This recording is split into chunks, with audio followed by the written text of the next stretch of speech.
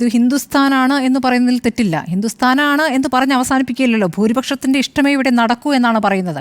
മാത്രമല്ല, ഇപ്പോൾ നേരത്തെ സുജയ പറഞ്ഞു, ഇവിടെ ഒരു മുസ്ലിം നാമധാരിയായ ജഡ്ജി മറിച്ചുള്ളൊരു വാദം ഉയർത്തിയാൽ അതും അംഗീകരിക്കാൻ പറ്റില്ല. അങ്ങനെ ഒന്നും നമ്മൾ കേട്ടിട്ടില്ല. അങ്ങനെ പറഞ്ഞുകൊണ്ട് ഇപ്പോഴത്തെ വർത്തമാന കാലത്ത് അങ്ങനെ ഒരു ജഡ്ജിക്ക് അത്തരം ഒരു കമൻറ്റ് പറയാവുന്ന ഒരു രാഷ്ട്രീയ സാഹചര്യമാണോ നമുക്ക് ഇവിടെയുള്ളത്? അങ്ങനെ പറഞ്ഞുകൂടാ. അങ്ങനെ പറഞ്ഞ ഒരു ഉദാഹരണം നമുക്ക് തിരിച്ചു ചൂണ്ടിക്കാണിക്കാനില്ല എന്നൊരു യാഥാർത്ഥ്യം കൂടി അവിടെ നിൽക്കുകയാണ്. യഥാർത്ഥത്തിൽ ഭരണഘടനയോട് കൂറ് പുലർത്തുന്നുണ്ടോ എന്ന് സർക്കാരിന് വ്യക്തമാക്കാവുന്ന ഒരു അവസരമാണ് വന്നിട്ടുള്ളത്. ആ ഒരു അവസരം സർക്കാർ ഉപയോഗിക്കുമോ എന്നുള്ളതാണ്. കാരണം ഭൂരിപക്ഷത്തിൻ്റെ ആഗ്രഹങ്ങൾക്കനുസരിച്ചാണ് നടക്കേണ്ടത്, അതാണ് നടപ്പാക്കേണ്ടത് എന്ന് ജഡ്ജി പറഞ്ഞതിനെ ശരിവെക്കുന്നോ ഇല്ലേ, അതിൽ ഒരു അഭിപ്രായം പറയണമല്ലോ. ഇപ്പോൾ അടിയന്തരാവസ്ഥ കാലത്ത് സമുദായം എന്ന് പറയുന്നുണ്ടോ? അല്ല, ഭൂരിപക്ഷ വിഭാഗം എന്ന് പറയുന്നു, അപ്പുറത്ത് മുസ്ലിം ന്യൂനപക്ഷത്തെ അപമാനിക്കുകയും ചെയ്യുന്നുണ്ട്. നോക്കൂ, ഈ അടിയന്തരാവസ്ഥ കാലത്ത് ഉപയോഗിച്ചിട്ടില്ല ഉണ്ട്. അടിയന്തരാവസ്ഥ കാലത്ത് പിന്നെ നാല് വിവാഹം കഴിക്കുന്നു എന്ന് പറയുന്നു. മുല്ല എന്ന് പറയുന്ന പിന്നെ ആരെയാണ്? കട്ട്മുല്ല എന്ന് പറയുന്ന ആരെയാണ്? ഇതിലിങ്ങനെ ഒരു നിഷ്കളങ്കമായ മനസ്സിലാക്കലില്ല സുജയ. രണ്ടാമത്തെ കാര്യം രണ്ടാമത്തെ കാര്യം, ഈ അടിയന്തരാവസ്ഥ കാലത്ത് ഹിന്ദുക്കളെയാണോ? അതൊരു അപമാനിക്കുന്ന പ്രയോഗമാണ് കട്ട്മുല്ല എന്ന് പറയുന്നത്. അടിയന്തരാവസ്ഥ കാലത്ത് ഈ മൗലികാവശ്യങ്ങൾ അടിയന്തരാവസ്ഥ കാലത്തും ഉള്ളതാണ്, നിലനിൽക്കുമെന്ന് പറഞ്ഞ ന്യൂനപക്ഷ വിധി എഴുതിയത് HR ഖന്നയാണ്. HR ഖന്നയെ BJP എപ്പോഴും പ്രകീർത്തിക്കുകയാണ് ചെയ്തിട്ടുള്ളത്. അടിയന്തരാവസ്ഥക്കെതിരെ നിലപാടെടുത്താണല്ലോ BJP. അപ്പോൾ അങ്ങനെ പ്രകീർത്തിക്കുന്നവർ ഇപ്പോൾ ഈ കാര്യത്തിൽ എന്ത് നിലപാടെടുക്കുന്നു എന്നുള്ളത് അറിയേണ്ടതാണ്. ജഡ്ജിമാരുടെ കാര്യത്തിൽ എന്ത് നിലപാടെടുക്കുന്നു? ഒരു സംഭവം ഉണ്ടായിട്ടുണ്ട്. അതായത് ഇദ്ദേഹം ക്രിമിനൽ കേസുകൾ ഡീൽ ചെയ്യുമ്പോഴാണല്ലോ നേരത്തെ സിവിൽ കോടതി മാത്രമാക്കി മാറ്റിയിട്ടുണ്ട്. അതായത് ഉടനെ തന്നെ ഒരു നടപടി ഉണ്ടായിട്ടുണ്ട്. നടപടി ഉണ്ടാക്കേണ്ടി വരുന്നത് സുപ്രീം കോടതി അത് പറഞ്ഞു പോകണമല്ലോ.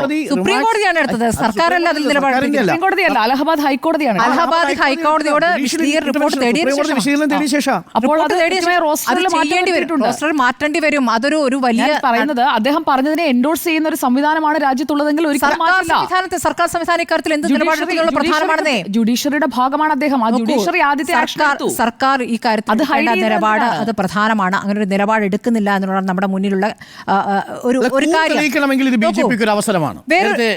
അതെ, അത് മാത്രമല്ല, നോക്ക്, ഇവിടെ ഒരു പ്രദേശം പാകിസ്ഥാനാണ് എന്ന് ഒരു ജഡ്ജി പറയുമ്പോൾ അതിന്മേൽ ഇനി അങ്ങനെ പറയരുത് എന്ന് മാത്രം പറഞ്ഞു പോയാൽ മതിയോ? അങ്ങനെയല്ല സംഭവിച്ചിരിക്കുന്നത്. അങ്ങനെയല്ല, അതിനെ അത്ര ഗൗരവത്തിൽ എടുക്കേണ്ടിയിരുന്നു. അങ്ങനെ എടുക്കാതിരിക്കുന്നതുകൊണ്ടാണ് ഇതിലൊരു തുടർച്ചയുണ്ടാകുന്നത്.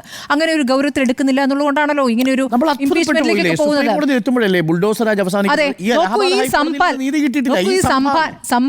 സംഭാൽ സർവേ നടത്തുന്ന കാര്യത്തിൽ ആ ഹർജി പോകുന്ന കോടതിയാണ്.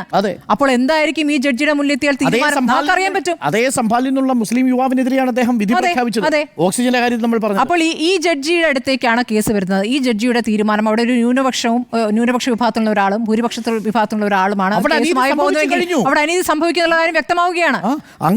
എങ്ങനെയാണ് രാജ്യത്ത് ഇത് സംഭവിക്കുക? പ്രീതിയോ ദ്വേഷമോ ഇല്ലാതെ അധികാരങ്ങൾ നടപ്പാക്കുമെന്ന് ഭരണഘടന തൊട്ട് സത്യം ചെയ്യുന്നവരാണ്. അങ്ങനെ ഭരണഘടന തൊട്ട് സത്യം ചെയ്യുന്നവരാണ് ഇവിടെ ദൈവത്തിന്റെ നാമത്തിലുള്ള കാര്യങ്ങൾ പറയുന്നത്. അങ്ങനെ പറഞ്ഞുകൂടാ. എല്ലാവർക്കും പല വിശ്വാസങ്ങളുണ്ട്. എല്ലാവർക്കും അവരുടെ വിശ്വാസങ്ങൾ, നേരത്തെ സുജയ പറഞ്ഞ അവരവരുടെ വിശ്വാസത്തിൽ നിൽക്കാം, ഒരു സംശയവുമില്ല. ശ്രീകൃഷ്ണനെയും ശ്രീരാമനെയും ഒക്കെ ആരാധിക്കാം, ഒരു തെറ്റുമില്ല. അത് മാത്രമേ ശരിയുള്ളൂ പ്രഖ്യാപിക്കാൻ പറ്റില്ല. എല്ലാ കുഞ്ഞുങ്ങളും രാമനാവുന്നതാണ് കാണുന്നത് എന്ന് പറയുന്നത് ഒരു തെറ്റുമില്ല. പക്ഷെ അടുത്ത വാചകം എന്ന് പറയുന്നത്, എന്നാൽ അവരുടെ കുഞ്ഞുങ്ങൾ കണ്ടു വളരുന്നത് പശുക്കളെ കൊല്ലുന്നതുമാണ്. അത് അവർക്ക് കാരുണ്യം എന്തെന്നറിയാത്ത മനുഷ്യരായിട്ട് അവർ മാറുന്നു. അവരിൽ അഹിംസ എന്നുള്ളത് ഇല്ലാതെ പോകുന്നു എന്ന് പറയുമ്പോൾ വിവേചനപരമായി രാജ്യത്ത് പശുക്കളെ കൊല്ലുന്നില്ലേ? ആരാ കൊല്ലുന്നത്? പശുക്കളെ ഇന്ത്യയിൽ ഏറ്റവും കൂടുതൽ ബീഫ് എക്സ്പോർട്ട് ചെയ്യുന്ന രാജ്യം ഇന്ത്യയാണ്. ആരാ എക്സ്പോർട്ട് ചെയ്യുന്നത്? ഞാൻ ചോദിച്ചതിന് മറുപടി പറയാം. കമ്മ്യൂണിറ്റി എന്നുള്ളതല്ലോ ഞാൻ ചോദിച്ചത്. എന്താ പശുക്കളെ കൊല്ലാറില്ല? അദ്ദേഹം പറഞ്ഞ വാചകം എന്താണ്? പശുക്കളെ കൊല്ലുന്നത് കണ്ടു വളരും. പശുക്കളെ കൊല്ലുന്നതാണല്ലോ കാണുന്നത്. പശുക്കളെ കൊന്ന് കയറ്റുമതി ചെയ്യുന്ന, പശുക്കളെ കൊല്ലുന്നത് കാണുന്നു എന്ന് പറഞ്ഞത് എവിടെയാണ്? ഡോക്ടർ ഷാരൂഖ് നമ്മുടെ തൊട്ട് മുന്നിൽ കണ്ടതല്ലേ. കഴിഞ്ഞ 2 ആഴ്ച മുൻപാണ് കേരളത്തിൽ ഇവിടെ കൊച്ചിയിൽ പശുക്കിടാങ്ങളെ കൊണ്ടുവന്നത്. പശുക്കളെ കൊല്ലുന്നത് കൂട്ടമായി കൊണ്ടുവന്നത്. ബീഫ് കയറ്റുമതി ചെയ്യുന്ന രാജ്യങ്ങളിൽ 1-ാം സ്ഥാനത്ത് നിൽക്കുന്ന രാജ്യം ഏതാ? അതിൽ ഏറ്റവും കൂടുതൽ എക്സ്പോർട്ട് ചെയ്യുന്ന പ്രദേശം എവിടുന്ന? അതിൽ ഏറ്റവും കൂടുതൽ എക്സ്പോർട്ട് ചെയ്യുന്ന ബിസിനസ് ഗ്രൂപ്പുകാർ ഏത് വിഭാഗത്തിൽപ്പെട്ടവരാ? അവരുടെ മക്കളെ കുറിച്ചാണോ പറഞ്ഞത്? അദ്ദേഹം മുസ്ലിം എന്ന് എടുത്ത് പറഞ്ഞില്ലല്ലോ. അദ്ദേഹം പറഞ്ഞത് എന്താണ്? കാട്ട്മുല്ല ആരാ?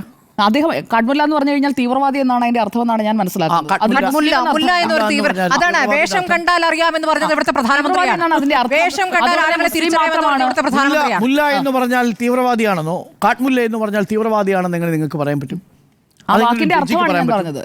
ഒരു ജഡ്ജി എങ്ങനെ പറയാൻ പറ്റും? എന്തൊരു ജഡ്ജി സിറ്റിംഗ് ജഡ്ജി പറഞ്ഞതിനെ ആരും ഒരു പൗരനും പറയാൻ പാടില്ല. ജഡ്ജി പറഞ്ഞതിനെ ഞാനിവിടെ ഒരു പൗരനും പറയാൻ പറ്റില്ല, രാഷ്ട്രീയക്കാർക്കും പറയാൻ പറ്റില്ല, ജഡ്ജിമാർക്ക് ഒട്ടും പറയാൻ പറ്റില്ല. വേഷം കണ്ടോ മതം കൊണ്ടോ ഒരു വ്യക്തിയെയും നമുക്ക് തീവ്രവാദിയാണെന്ന് അളക്കാൻ കഴിയില്ല. മലഗാവ് സ്ഫോടനത്തിൽ ഉണ്ടായിരുന്നത് ഏത് വേഷം കണ്ടിട്ടാ? മലഗാവ് സ്ഫോടനത്തിലെ പ്രതി ആരാ?